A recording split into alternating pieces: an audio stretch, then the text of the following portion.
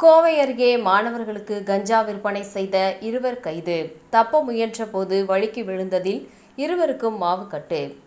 கோவை மாவட்டம் செட்டிப்பாளையம் பகுதியில் கல்லூரி மாணவர்களுக்கு கஞ்சா விற்பனை செய்த 2 பேரை போலீசார் கைது செய்தனர்.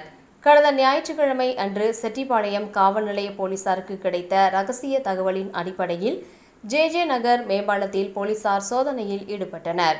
அப்பொழுது போலீசாரை கண்டதும் தப்பி ஓட முயன்ற தீபன்ராஜ் வயது 23 மற்றும் கிருத்திக் ரோஷன் வயது 21 ஆகிய இருவர் விபத்தில் சிக்கினர்.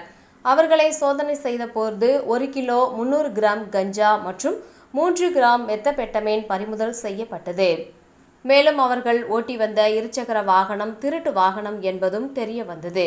விசாரணையில் அவர்கள் கோவை மற்றும் சுற்றுவட்டார பகுதியில் கல்லூரி மாணவர்களுக்கு கஞ்சா விற்பனை செய்தது தெரிய வந்தது.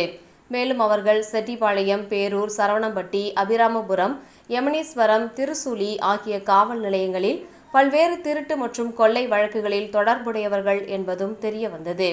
காவல்துறையினரிடம் இருந்து தப்ப முயன்ற தீபன்ராஜுக்கு வலது காலிலும் கிருத்திக் ரோஷனுக்கு வலது கையிலும் எலும்பு முறிவு ஏற்பட்டுள்ளது. இருவரையும் போலீசார் மருத்துவமனையில் அனுமதித்துள்ளனர். குற்றவாளிகளின் போதைப் பொருள் விற்பனை தொடர்பில் இருக்கும் நபர்கள் குறித்து போலீசார் தீவிர விசாரணை மேற்கொண்டு வருகின்றனர். கல்லூரி மாணவர்களுக்கு போதைப் பொருட்கள் விற்பனையில் அல்லது சட்ட ஒழுங்கிற்கு எதிராக திருட்டு, வழிப்பறி போன்ற செயல்களில் ஈடுபட்டால் அவர்கள் மீது சட்டப்படி கடும் நடவடிக்கை எடுக்கப்படும் என்று கோவை மாவட்ட காவல்துறையினர் எச்சரிக்கை விடுத்துள்ளனர்.